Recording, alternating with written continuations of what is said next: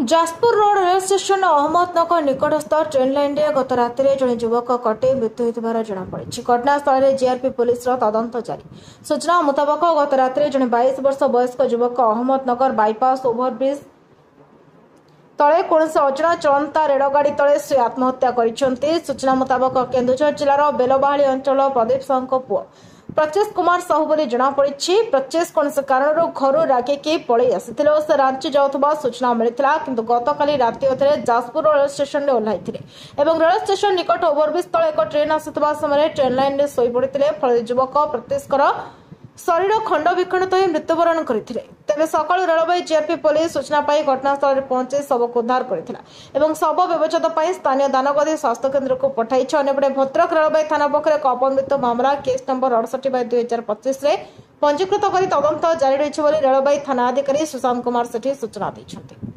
दासनगर प्रदीन कुमार बोईताई रिपोर्ट न्यायवती टीवी।